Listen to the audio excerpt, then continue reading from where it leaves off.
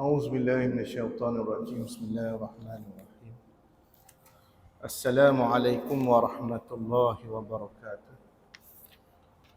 الحمد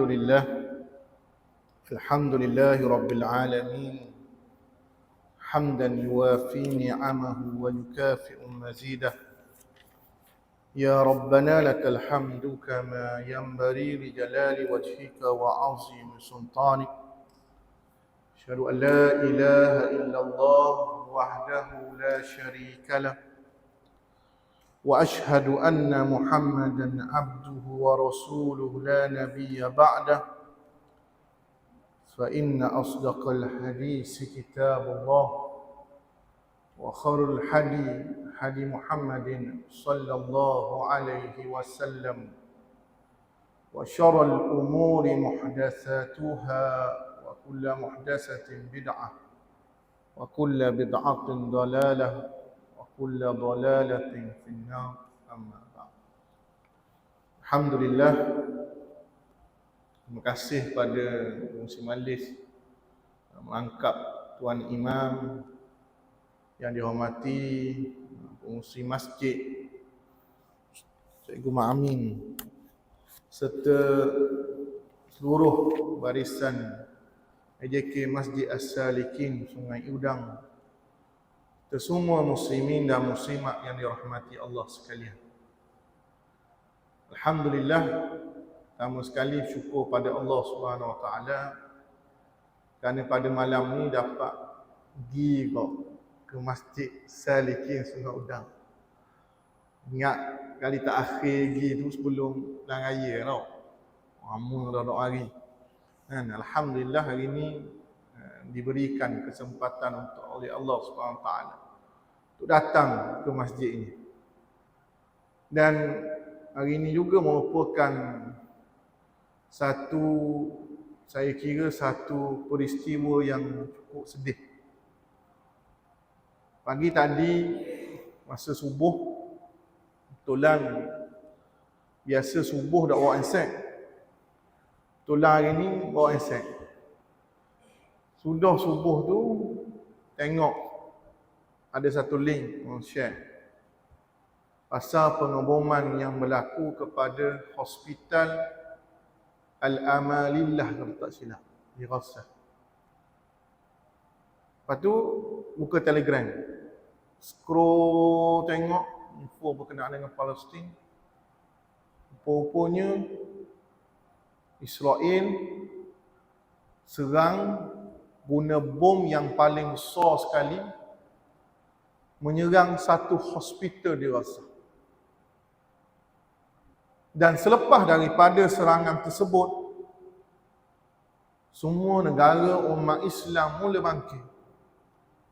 Mesir, Turki, Jordan, atau di tebing barat, di negara-negara umat Islam di sebelah Arab, malam tu juga buat demo. Dan bayangkan pengumuman hospital itu berlaku ketika mana hospital menjadi tempat perlindungan kepada orang-orang Gaza setelah hampir semua rumah bangunan tinggi dihancurkan oleh Israel. Dan pengeboman tersebut, masa malam tu, pagi tu lebih kurang 800 orang mayat yang ditemukan. Dan hari ini kenyataan yang terbaru, kemungkinan lebih daripada 1,500 orang mati, rentung terbakar, mayatnya hilang, tak jumpa cari. Satu peristiwa yang cukup menyayak hati bagi kita umat Islam. Kerana inilah yang berlaku kepada saudara kita se-Islam yang berada di bumi Gaza, yang berada di bumi Palestin, bumi yang dijanjikan keberkatan oleh Allah Subhanahu Wa Taala. Bumi yang merupakan salah satu daripada tanah suci umat Islam. Sehinggakan Allah Subhanahu Wa Taala merakamkan satu ayat menerangkan berkenaan dengan kelebihan yang ada kepada Baitul Maqdis dan Masjidil Aqsa. Di mana Allah SWT memulakan suratul Isra. Allah menceritakan peristiwa Isra. Subhanallazi asra bi'abdihi laylan minal masjidil haram ilal masjidil aqsa allazi barakna hawla. Masjidil Aqsa salah satu daripada tanah suci umat Islam yang Allah sebut diberkati di sekeliling Masjidil Aqsa. Dan orang-orang Palestin ini, sama ada yang berada di Gaza, yang berada di tebing barat, mereka lah merupakan umat Islam yang riba, yang duduk di sana semata-mata untuk mempertahankan tanah suci umat Islam.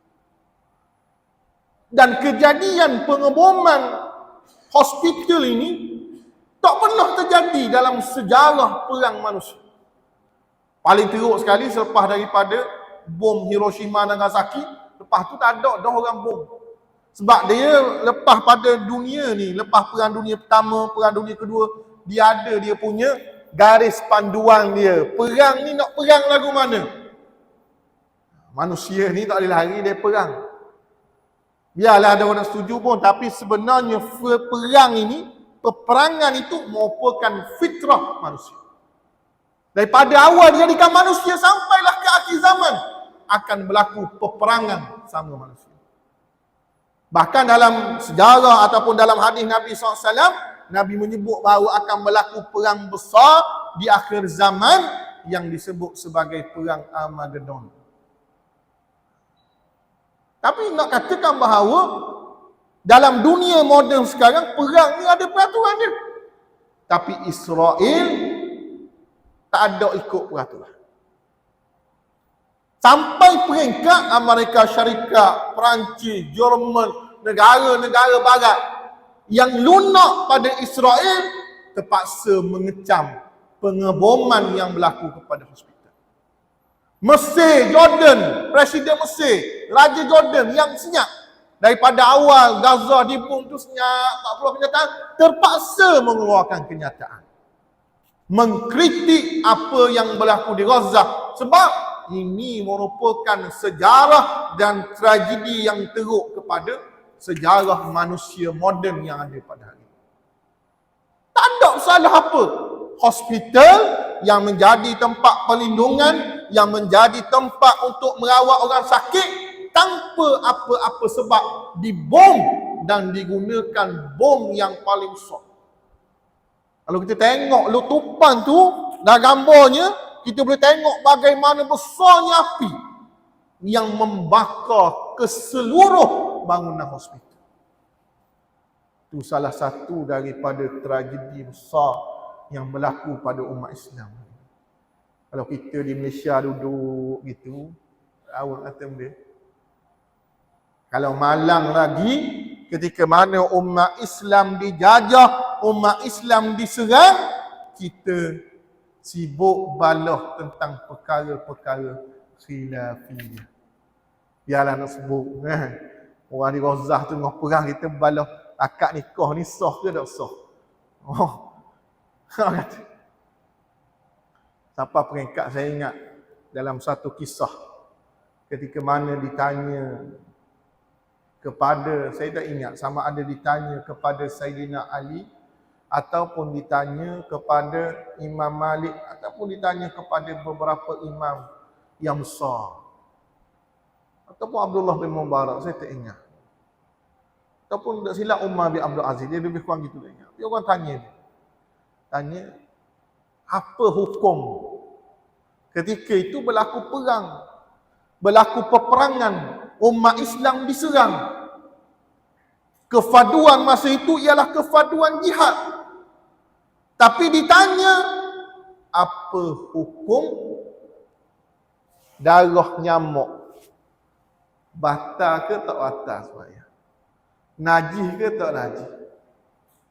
Silap ulama ini marah ketika mana ummah ini disibukkan dengan perkara yang besar yang melibatkan maruah ummah Islam, yang melibatkan air muka umat Islam yang melibatkan darah umat Islam, yang melibatkan kecederaan, kesakitan yang berlaku kepada saudara kita umat Islam. Namun kita memilih untuk berdiam diri dan kita disibukkan dengan perkara lain. Masa kerajaan Islam kuat, zaman pemerintahan Abbasiyah. Walaupun Abbasiyah masa tu ni nak jatuh dah ni. Abbasiyah masa tu tak stabil dah. Semasa pemerintahan Abbasiyah, ada seorang muslimah yang duduk di hujung sempadan negara umat Islam. Maruahnya dikhianati. Ada orang kafir ambil buat tindakan yang memalukan wanita muslimah tersebut. Lalu muslimah itu menyebut nama Khalifah Abbasiyah ketika itu. Ya Mubtasim, wahai Mubtasim, Khalifah ni duduk di Baghdad jauh. Ada orang buat berita bagi tahu pada Khalifah, wahai Khalifah, ada seorang perempuan muslimah ketika mana dia dikhianati, ketika mana dia dihina, maruahnya dihinjak oleh orang kafir. Dia menyeru namamu, wahai Khalifah Mubtasim. Lalu Khalifah buat mana? Hantar satu gerombolan tentera untuk memelihara dan menyelamatkan maruah wanita muslimah. Pergi malang lah kita.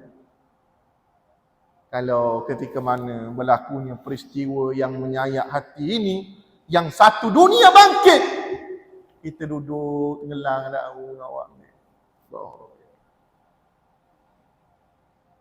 Dan yang menarik, Allah Subhanahu wa taala menurunkan satu surah yang menceritakan bagaimana sikap Bani Israel, yang menceritakan sikap orang-orang Yahudi kepada umat Muhammad. Sampai peringkat surah ini dikenali dengan nama surah Bani Israel. Sebab banyak Allah cerita tentang bagaimana sikap perangai orang-orang Yahudi, orang Bani Israel, terutamanya kepada umat Muhammad, sebagai satu peringatan. Dan surah ni turun dengan nama Suratul Isra. Ayat kita baca ni. Suratul Isra ini juga dikenali dengan nama surah Bani Israel. Dan yang menariknya, ketika mana Allah memulakan surah Isra, Allah letak permulaannya, Allah sebut tentang Masjidil Aqsa, tentang Baitul Maqdis. Apa kaitan Baitul Maqdis dengan orang Yahudi? Kita hari ini, munasabahlah kita tahulah, sebab zaman kita ni adanya negara Israel. Yahudi telah menjajah Baitul Maqdis. Tapi zaman Nabi, tak. Zaman Nabi SAW,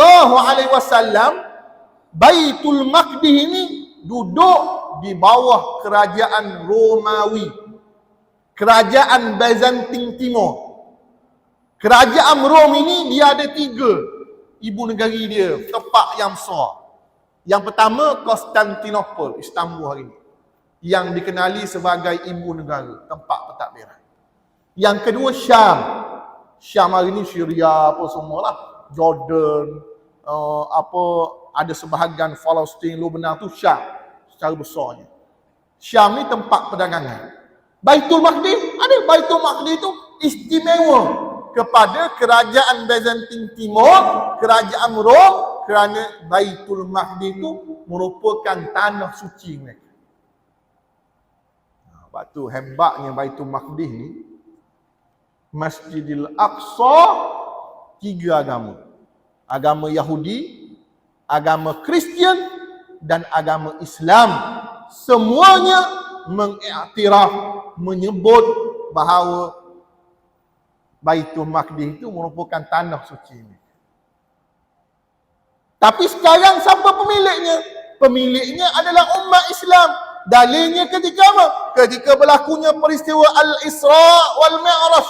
Bila mana Nabi diisrakan, Allah bawa Nabi Muhammad SAW daripada Mekah pergi ke Masjidil Aqsa.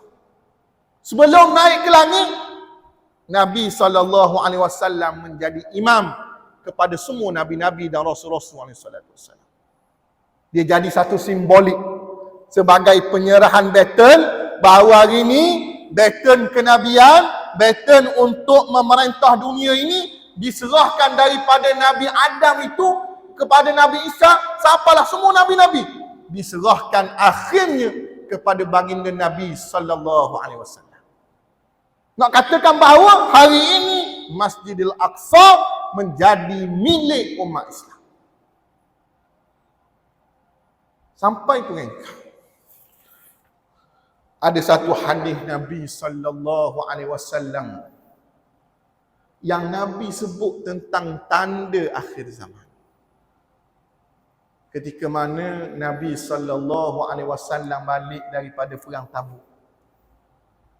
Perang Tabuk ni perang yang Nabi SAW berperang dengan orang Rom. Kita tahu banyak perang tak? Perang apa? Perang Badar, perang Uhud, perang Khandaq. Tu semua perang tu perang antara Nabi SAW dengan orang-orang musyrikin. Tapi perang Tabuk adalah perang antara Nabi SAW dengan orang Rom, kerajaan. Dia mula dengan perang yang pertama, peperangan Mu'tah. Perang Mu'tah tu ada 3 sahabat mati. Ingat dulu kita baca tentang cerita Zaid bin Harisah. Baca kan? Nak baca Zaid bin Harisah. Zaid bin Harisah ini mati syahid dalam peperangan Tabuk. Lepas dalam peperangan Mu'tah. Lepas perang Mu'tah, Nabi SAW macam nak balas dendam. Dah marah ni. Banyak sahabat-sahabat terkorban. Lalu Nabi kata, kita serang Rom dalam perang Tabuk. Tapi bila tahu Nabi nak sapa di Tabuk, tentera Rom lari. Tak jadi perang. Dalam perjalanan balik itu, Nabi SAW telah menyebut berkenaan dengan tanda-tanda kiamat kepada Auf bin Malik. Diwayatkan ataitu Auf bin Malik cerita, ataitu Nabi SAW fi ghazwati Tabuk wa huwa fi qubbatin min adamin. Masa tu Nabi SAW dengan duduk atas unta. Unta masa tu qubbatun min adamin ni satu tempat yang Nabi duduk macam berlindung, macam apa, tempat nak kenaikan tu duduk atas unta. Dah tengah-tengah duduk atas unta tu, Auf bin Malik dengar Nabi sebut apa? Nabi kata, U'dud sittan baina yadayya as-sa'a.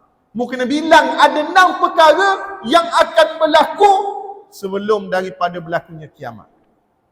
Baca 2 je. Nak baca 2 je malam ni. 4 lagi kena panggil keriang. Nabi bilang 6. Tapi 2 yang mula-mula tu Nabi kata apa? Mauti. Aku mati. Aku wafat. Tanda pertama, antara tanda dekatnya kiamat ialah kewafatan baginda Nabi SAW. Lepas tu Nabi kata apa?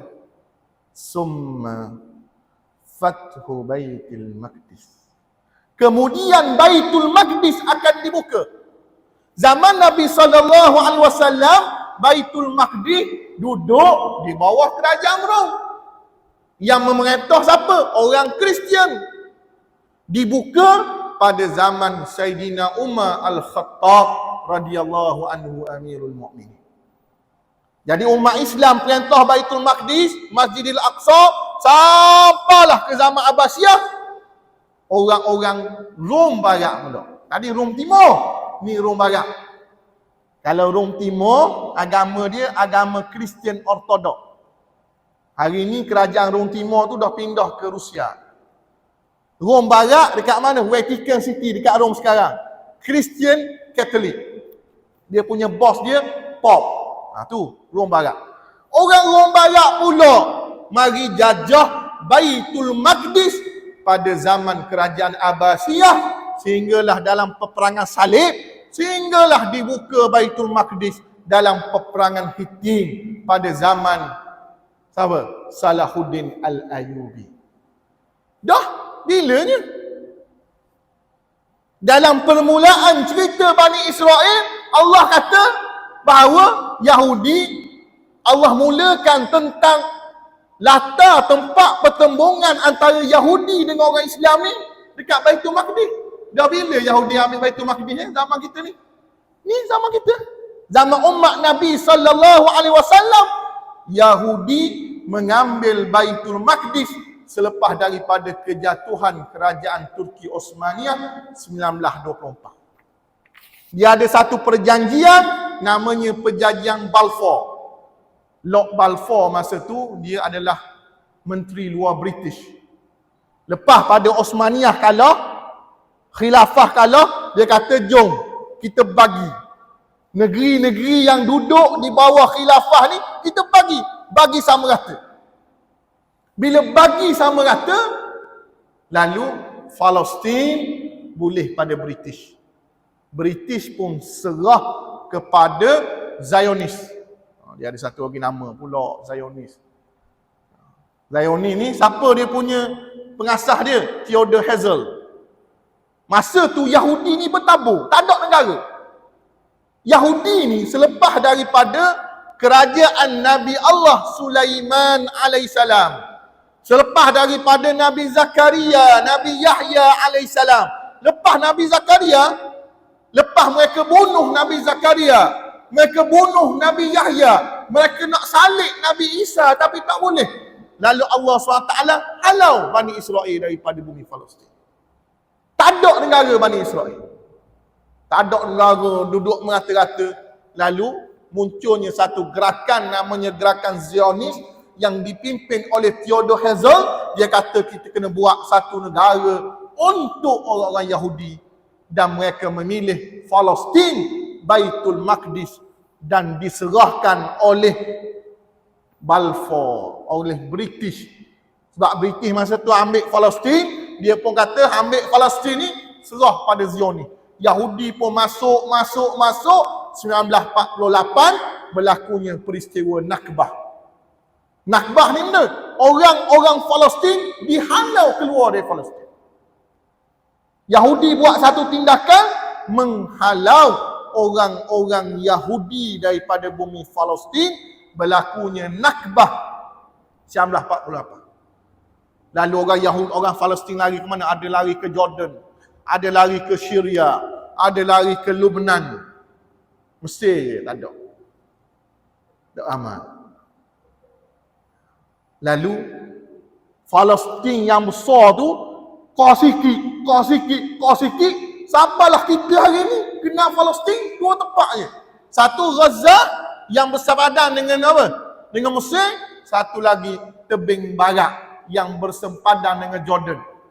Gaza duduk sini, tebing barat duduk sini, tengah-tengah tu semuanya negara yang diperintah oleh orang Yahudi. Dah. Allah Subhanahu wa taala bila sebut tentang suratul Isra, surah Bani Israel, Allah cerita tentang sikap Yahudi. Allah kata gana, فَإِذَا جَاءَ وَعْدُ أُولَاهُمَا بَعَثْنَا عَلَيْكُمْ.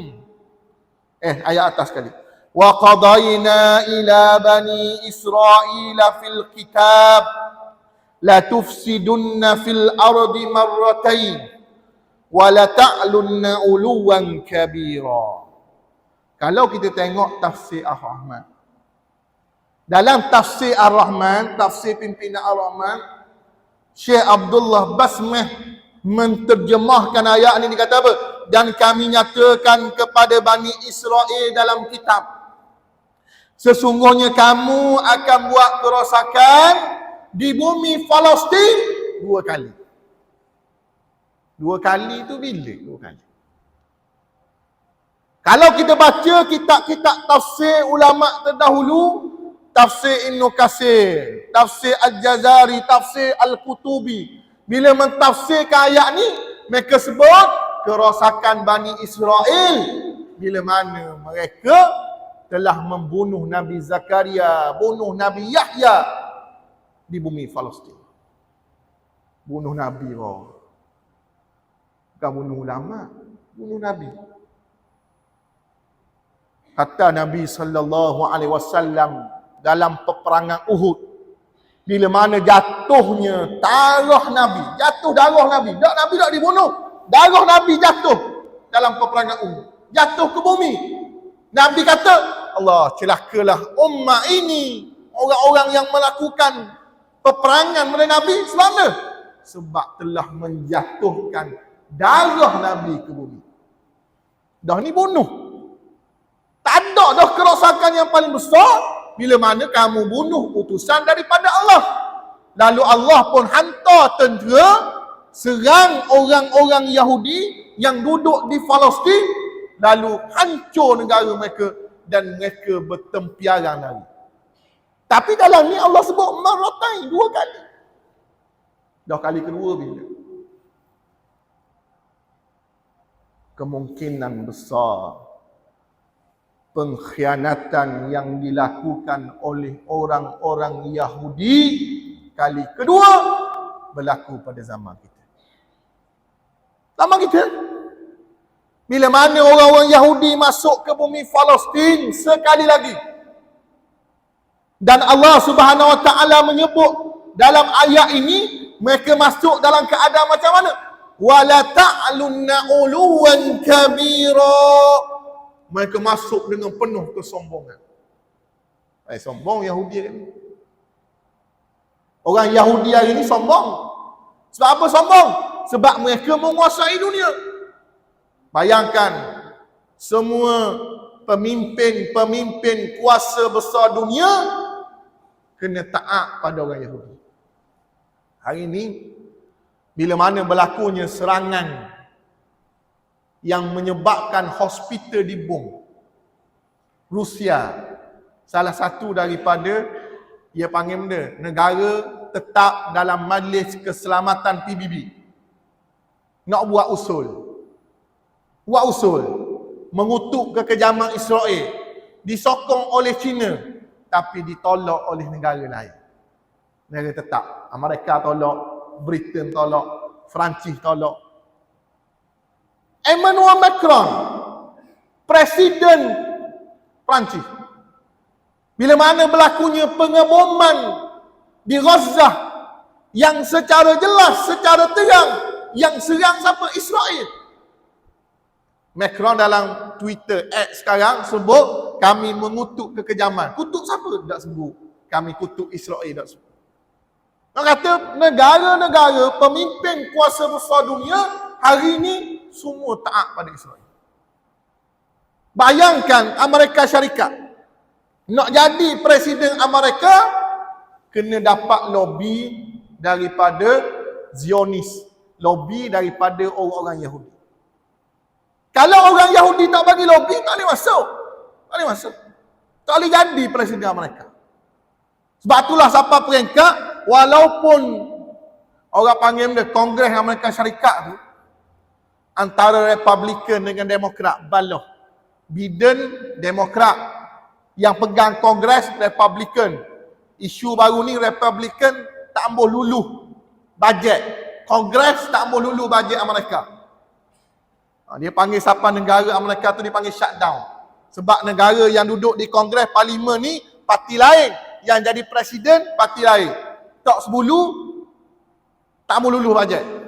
Tapi bak Israel, tak kira lah Kongres tu Republikan ke Demokrat ke, semua setuju untuk Amerika Syarikat hantar bantuan nak serang Gaza. Bayangkan, Gaza ni ada benda. Ada Hamas, ada Jihad Islami. Ada kapal terbang, tak ada. Ada siapa? Roket. Roket pula buatan mana? Buatan sendiri. Ada sniper ni, setakat ada senapang tu AK, Kalashnikov. Rifle lain, machine gun, tak ada. Jet pejuang, tak ada. Kapal perang, tak ada. Bila berlakunya Taufanul Aqsa, Amerika Syarikat hantar 2 aircraft carrier. Hantar 2 aircraft carrier. Bahkan Amerika Syarikat kata, kami akan salurkan bantuan kepada negara Israel untuk memerangi Hamas. Dia macam ginilah. Kita cikgu disiplin lawan dengan budak sekolah. Kita kalah sikit bertumbuk, cikgu disiplin ni panggil Nuah, pengarah Jabatan Pendidikan Negeri Terengganu. Mari tolong nak selesai dia dengan budak. Dah. Pernah sabar?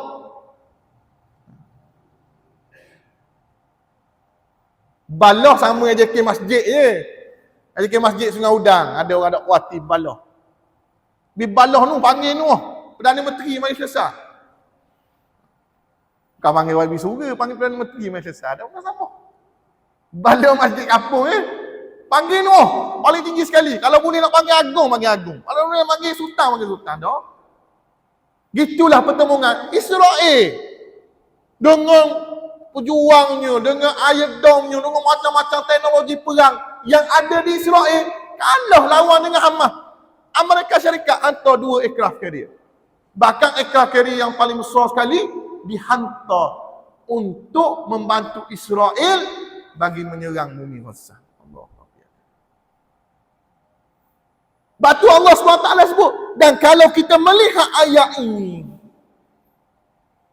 bagi pandangan saya yang kedai ini, yang cetak ilmu ini, marratain la tufsidanna marratain, kerosakan kali kedua yang dilakukan oleh orang-orang Yahudi berlaku zaman kita.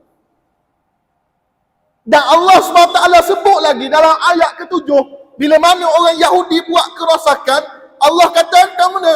Kama dakhaluhu waliyadkhulul masjida kama dakhaluhu awwala marrah waliyutabbiru ma alau tatbira. Lalu pada gunggang, lepas pada mu dihalau keluar, Allah kata benda dalam ayat ni, mu akan masuk sekali lagi ke Baitul Maqdis. Betul zaman kita.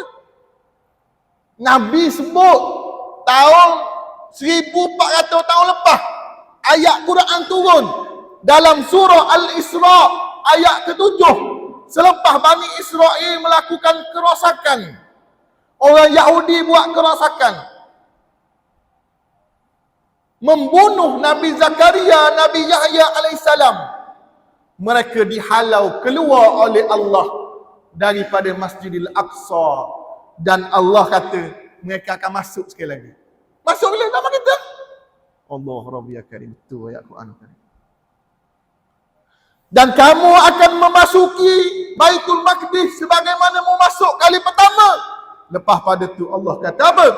Untuk menghancurkan apa saja yang mereka telah kuasai dengan sehancur-hancurnya.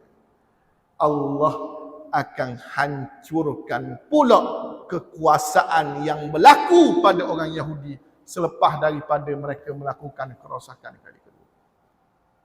Allah Rabbiyah Karim. Bertepatan dengan satu hadis Nabi sallallahu alaihi wasallam. Hadis riwayat Al-Imamul Bukhari dan Al-Imamul Muslim. Imam Bukhari letak dalam kitabnya Al-Jihad wa As-Sa'ir. Al-Muslim, Imam Muslim letak dalam satu bab namanya Al-Fitan wa Ashratus Sa'ah, dan tanda kiamat.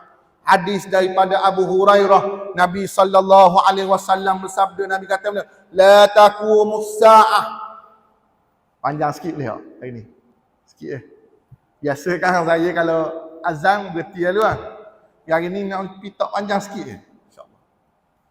Nabi sallallahu alaihi wasallam, Nabi sebut apa? Nabi kata, la taqumus sa'ah hatta yuqatila al-muslimuna al-yahud fayaqtulhum al-muslimun hatta yaqtabi al-yahudiyyu min wara'il hajari wasyajar fayaqulul hajar aw syajar ya muslim ya abdallah hadza yahudiyyun khalfi fata'ala faqtulhu illa rarqat fa innahu min syajaril yahud. Hadis ni daripada Al-Imamul Bukhari wa Imamul Muslim. Diriwayatkan daripada Abu Hurairah. Abu Hurairah dengar Nabi SAW kata apa? Nabi kata, la takum sa'ah. Tidak akan berlakunya hari kiamat hatta yuqatilal muslimun al-yahud. Sehinggalah orang-orang Yahudi dibunuh. Orang-orang Yahudi, orang-orang Islam berperang dengan orang Yahudi. Yuqatilul muslimun al-yahud. Orang Islam ni akan perang dengan Yahudi. Nabi sebut. Zaman Nabi berlaku. Perang Khaybar. Lepas tu kita sebut kan. Khaybar ya Yahud. Jaishu Muhammad sawfa ya'ud. Orang Yahudi mengingat peristiwa Khaybar. Ketika mana kamu telah dikalahkan oleh tentera Muhammad dalam perang Khaybar. Lepas tu berlaku tak perang? Tak ada. Zaman kerajaan Khilafah Ar-Rasyidin. Zaman Sayyidina Abu Bakar, Umar, Osman, Ali, tak ada perang Yahudi. Naik pula Bani Umayyah, ada perang Yahudi? Tak ada. Sebab Yahudi tak ada negara. Yahudi duk merepak, tak ada perang. Bani Umayyah tak ada, Bani Abbasiyah tak ada, Turki Osmaniyah pun tak ada perang dengan orang Yahudi. Dah bila perang Yahudi? Nama kita. Bila orang Islam perang Yahudi? Nama kita ni. Nama kita. La takumus sa'ah. Nabi kata, tanda antara salah satu daripada tanda kiamat, mu akan tengok orang Islam akan berperang dengan orang Yahudi. Dah siapa menang? Siapa menang? Mustahil lah Islam menang. Betul tak? Tengok Gaza kena bom. Ranak Gaza. Hari-hari bom. Lepas bom masjid. Berhenti. Tak berhenti. Bom lagi. Sampai peringkat Presiden Mesir kata, tindakan yang dilakukan oleh Israel membedil Gaza ini menunjukkan macam orang Yahudi ni, Israel ni betul-betul nak suruh orang Islam ni kosongkan Gaza. Sama ada mu mati atau mu keluar dari Gaza. Dah bila boleh menang? Hamas ada benda? Tak ada benda. Tak ada benda. Ada roket, palacur roket atau roket kadang-kadang bom mortar. Mortar ni bom dia. Bom letak dalam tu, bom pada depan tu boleh. Bom sebesar yang ada pada Israel tak ada. Senapang secanggih Israel tak ada. Kereta kebal pun tak ada. Hamas ni kereta kebal pun tak ada. Kereta kebal tak ada. Lawan Israel naik motor Motor scrambler. Ada drone seru. Motor scrambler. Tak ada highlight pick-up. Tak ada. Dah nak menang mana? Tapi Nabi SAW, Nabi sebut ketika mana peperangan antara Yahudi dengan Islam, orang Islam dengan orang Yahudi, Nabi kata apa? Fayaktulhum muslimun. Orang-orang Yahudi ini akan dibunuh oleh orang Islam. Mana Islam akan menang. Siapa pekat Nabi kata, hatta yaqtabil yahudiyyu min wara'il hajari wasyajar.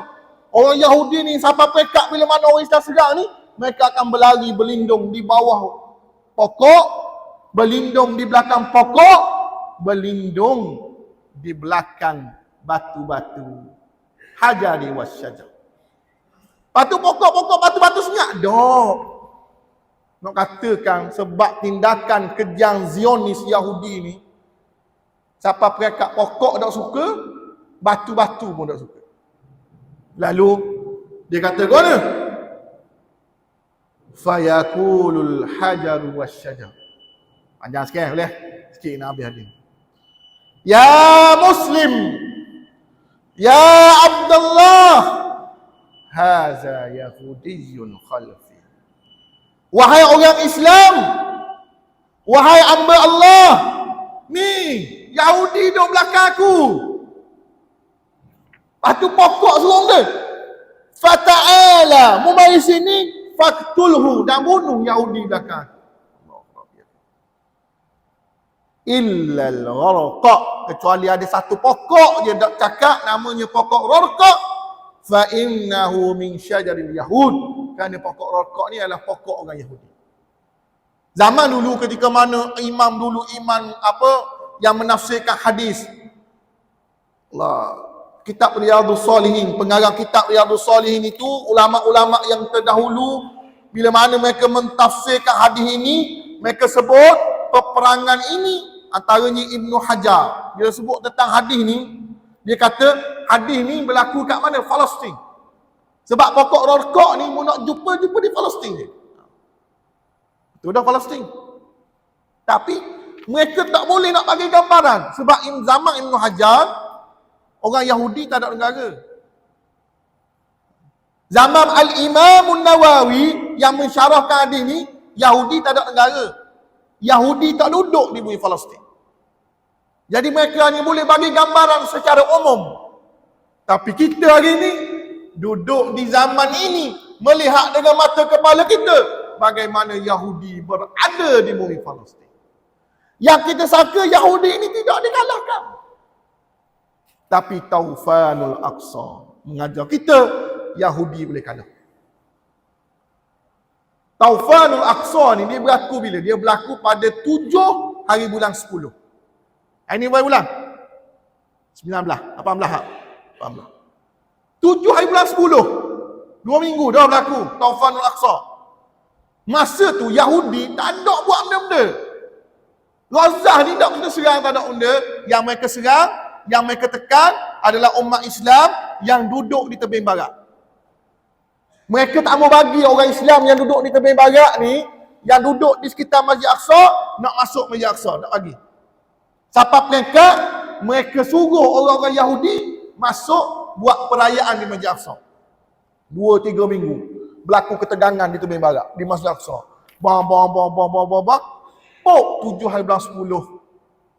Hamas yang duduk di Gaza masuk ke Israel. Masuk ke Israel, Israel tak boleh kesan. Perisikan Israel ada Shin Bet dalaman, ada Mossad. Tak boleh kesan serangan yang dibuat oleh Hamas kepada Israel. Siapa peringkat Hamas berjaya tawan 200 lebih orang tentera Israel. Israel tahu bila? Lepas pada Hamas serang Taufanul Aqsa tu, Hamas masuk ke Israel, Hamas serang Israel, Hamas pun buat keluar video. Brigade Izzuddin Al-Qassam keluar video, kata kami telah menawan 700 orang, 200 orang tentera Israel. Barulah Israel kejut. Waktu dia dimarah. Sebab orang tu, oh bodoh Israel. Dia dalam, kalau kita baca apa surat khabar antarabangsa lah, antaranya di ekonomis, antaranya foreign affair, kita baca tu, mereka semua menyebut bagaimana Taufanul Aqsa 7 hari bulan 10 menggambarkan kegagalan sistem pertahanan Israel. Jadi Benjamin Netanyahu merah muka. Ketua Angkatan Tentera dia malu. Satu dunia sebut, oh Israel, mu kata mu perisikan power, mu kata mu hebat, mu kata gini-gini. Tiba-tiba 7-10 Hamas serang mu tak tahu benda satu sah. Waktu bila Israel marah tu, dia jadi melanting, dan dia serang habis Gaza. Kesan situ. Dan betul hadis ni yang Nabi sallallahu alaihi wasallam. Cuma pandangan peribadi. Adalah ini kan. Ini pandangan peribadi saya. Berdasarkan kepada hadis ini yang disyarahkan oleh Dr. Muhammad Ahmad Al-Mubayyak dalam kitab dia Ensiklopedia Akhir Zaman. Saya mari Masjid As-Salikin kitab besar umur. Dalam kitab ni Dr. Muhammad Ahmad Mubayyak sebut hadis ni peperangan antara orang Islam dengan orang Yahudi. Baitul Maqdis akan diambil balik oleh orang Islam berlaku sebelum daripada munculnya Al-Imamul Mahdi. Berlaku sebelum daripada munculnya Al-Masihud Dajjal. Berlaku sebelum berlakunya perang besar yang kita sebut Armageddon. Sebab apa Dr. Muhammad bin Ahmad Al-Mubayyak kata gitu? Dia kata, kalau kita melihat hadis Nabi yang Nabi sebut tentang Dajjal, yang Nabi sebut tentang Al-Imamul Mahdi, yang Nabi sebut berkenaan dengan peperangan Armageddon, hadis-hadis itu menunjukkan bahawa Baitul Maqdis telah dikuasai oleh umat Islam. Bahkan ada satu hadis Nabi SAW yang Nabi jelaskan tentang peristiwa akhir zaman. Nabi sebut apa? Nabi kata, kamu akan melihat sebelum berlakunya hari kiamat, berlakunya perang benda-benda balah ni, Madinah suram, Baitul Maqdis gemilang. Maknanya Madinah ni orang jarang pergi. Orang Islam dah tak tengok dah ke Madinah. Tapi Baitul Maqdis, orang Islam akan bertumpu ke Baitul Maqdis. Memberi gambaran zaman Nabi SAW, zaman Sayyidina Bakar, Sayyidina Umar, pemerintahan negara Islam ni, ibu negara dia duduk di Madinah. Tapi nak bagi gambaran di akhir zaman, ibu negara umat Islam, Al-Mahdi, akan memerintah daripada mana? Daripada Baitul Maqdis. Dan perang tak apa? Kalau kita tengok tentang hadis berkaitan dengan Dajjal, Dajjal keluar diiringi oleh orang Yahudi. Tapi Nabi SAW sebut, dia kata, Yatba'ul Dajjal min Yahudi Asfahan 70,000 alaihim tayalisah. Orang, bila Dajjal turun, orang Yahudi ikut. Tapi Yahudi mari daripada mana? Bukan Yahudi mari daripada Baitul Maqdis. Tapi 40,000, 70,000 Yahudi mari daripada Asfahan, mari daripada Iraq. Kalau kita tengok peristiwa Al-Mahdi, kekacauan berlaku di Mekah, berlaku di Madinah, Al-Mahdi akhirnya lari ke mana? Lari ke Baitul Maqdis, menubuhkan kerajaan di Baitul Maqdis, menguasai umat Islam, memimpin umat Islam di Baitul Maqdis. Dan kalau kita tengok hadis-hadis tentang peperangan yang menyebut berkenaan dengan Armageddon, perang besar di akhir zaman, yang tadi dalam sittah tu tadi kan, duk sittah baina yaday sa'ah, Nabi SAW, Nabi pun sebut, Nabi kata apa? Summa hudnatun takunu bainakum wa baina banil asfar fayagdiruna fayatunakum tahta samanina ghayah tahta kulli ghayatin isna asyara alfa. Bahawa kamu akan buat perdamaian antara kamu dengan Bani Asfar, lalu mereka mengkhianati kamu, dan kamu akan berperang dengan Bani Asfar. Ada 80 panji, yang setiap panji ada 12,000 orang tentera. Makna perang Armageddon di akhir zaman, umat Islam tak lawan dah dengan Yahudi, tapi dia akan melawan orang-orang Nasrani. Bani Asfar itu ialah orang-orang Rom. Taulah Rom Timur, Rom Barat tu banyak tafsir. Tapi nak katakan bahawa besar akhir zaman ni, nak katakan bahawa Baitul Maqdis akan jatuh ke tangan umat Islam. Dan saya secara peribadi, bila melihat kajian yang berlaku, peristiwa yang berlaku, kalaulah Israel masuk ke Gaza dengan tentera-tentera darat infanteri, masuk dengan kereta kebal, masuk dengan tentera, masuk dengan askar, memang betul-betul masuk di bumi Gaza, maka itulah tanda permulaan kepada kehancuran Bani Israel, sebagaimana yang disebutkan dalam hadis baginda Nabi SAW. Dan kemungkinan perang ini akan membawa kepada perang yang melibatkan perang besar juga, sebab dia akan melibatkan kuasa besar dunia, antaranya Rusia, antaranya China, mungkin antaranya Iran dengan faksi itu. Dan kalau kita sebut Bani Asfar itu Byzantin Timur, orang Rom Timur, yang mereka hari ini buat kerajaan baru di Rusia. Kalau Nabi SAW sebut kamu akan berdamai dengan Bani Asfar, kemungkinan perdamaian itu kerana bersama-sama perang untuk membebaskan Baitul Maqdis. Nak katakan bahawa, tapi dengan syarat dia masuk lah. Kalau dia tak masuk, mungkin tak berlaku lagi hadis ini. Tapi kalau kenyataan sekarang, memang Israel nak masuk. Memang Israel lepas pada dia bom semua sekali ni, dia akan hantar tentera darat.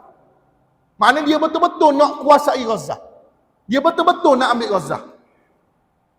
Cuma kita kena tengok. Maknanya perang ni akan berlanjutan. Tapi kita yakin berpandukan hadis baginda Nabi sallallahu alaihi wasallam bahawa kemenangan akan diberikan oleh Allah kepada umat Islam dan pejuang Islam.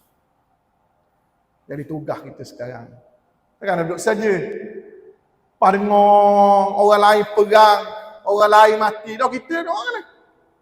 Duduk saja. Duduk saja. Pertama sekali tugas kita. Ad-du'a silahul mu'min. Doa senjata orang Islam. Mula saat ini, ketika ini, jangan sekali-kali dalam doa kita lupa kepada sahabat kita, saudara kita yang berada di Gaza. Nabi sallallahu alaihi wasallam, Nabi menyebut tidak beriman seorang daripada tidak bila yahtim bila mana kita ni tidak cakna, tidak panggil benda teliti kepada keadaan yang berlaku kepada saudara kita, saudara se-Islam. Nabi tak mengaku kita sebahagian daripada dia. Falaisa minni man lam yahtamni bi amril muslimin falaisa minni. Barang siapa yang tak cakna, yang tak peduli tentang urusan saudaranya se-Islam, Nabi kata apa? Falaisa minni. Dah. Maka kita tak mau jadi umat Muhammad ni selalu sambuk ni mau jadi rasul. Baru rasa sayang pada Nabi sallallahu alaihi wasallam. Takkan kerana kita lupa kepada sahabat kita, saudara kita yang berada di Gaza, yang berada di Palestin, Nabi tak mengaku kita sebagai umat. Pertama, doa. Jangan putus doa semua. Sesujud. Ikutlah sampai doa lain, tambah doa khusus untuk sahabat kita yang berada di Gaza, Palestin. Yang kedua, orang nak perang, bumi Gaza telah hancur. Bantuan kemanusiaan tak boleh masuk sekarang. Air bersih tak ada, elektrik tak ada, makanan tak ada, minuman tak ada. Nak hidup mana orang Gaza? Bangunan hancur, rumah-rumah hancur. Lepas ni bulan 10, bulan 11, bulan 12, bulan 1, musim sejuk. Nak duduk mana kalau musim sejuk tak ada rumah? Tak dapat tidur. Kena ada derma daripada kita. Ambil duit, bagi. Infak kepada saudara kita yang berada di Palestin untuk mereka meneruskan kehidupan mereka dan nak bina balik Gaza. Lepas tu kita pun banyak orang lancar kan. Tapi kita pun di peringkat pejabat Dun Sura, kita telah lancarkan satu tabung. Tabung Aid for Gaza, Aid for Palestine. Yang kita akan hantar bantuan ni direct kepada wakil kita yang duduk di Palestin. Tak ambil orang semua 100,000 lah kita hantar. Derma sejuta itulah kita hantar, insya-Allah. Jadi ada NGO lain yang bergabung di bawah Aid for Palestine. Jadi kita akan salurkan sumbangan di situ. Kalau nak menyumbang melalui pejabat Dun Sura, boleh mari ke pejabat Dun. Kalau tak mari pejabat Dun, boleh serah pada Tengok Amin, boleh serah pada Cikgu Zuni. Infak, sumbangan. Dan bolehlah sumbangan banyak pada Nadine Nuri, pada Allah. Tapi biarlah kita ada sumbangan kita untuk sahabat-sahabat kita di Gaza. Jadi saya kira, itulah. Tuan maaf banyak-banyak ambil masa muslimin dan muslimat sekalian. Sebab kalau berhenti tengah jalan, dia tak boleh nak dapat gambaran penuh apa yang berlaku di bumi Palestin sekarang. Jadi saya terpaksa mengambil masa yang sedikit panjang dan saya mengharapkan agar penerangan ini menyebabkan kita memahami sedikit apa yang berlaku di Gaza dan kita yakin dengan kebenaran yang ada dalam Al-Quran, kebenaran yang ada dalam hadis Nabi sallallahu alaihi wasallam yang menyebut berkenaan dengan pertolongan dan kemenangan kepada umat Islam di Gaza, umat Islam di Palestin, dan insya-Allah kita juga akan bersama-sama dengan perjuangan mereka, mendukung dan membantu mereka, dan kita akan bersama dengan mereka meraihkan kejayaan membebaskan Baitul Maqdis insya-Allah. Jadi saya kira sekadar itu sajalah yang mampu saya sampaikan. Yang baik datang daripada Allah Subhanahu Wa Taala, yang buruk itu datang daripada kelemahan dan kekurangan diri saya sendiri. Saya mohon ampun dan maaf. Wabillahi taufiq wal hidayah. Wassalamualaikum warahmatullahi wabarakatuh.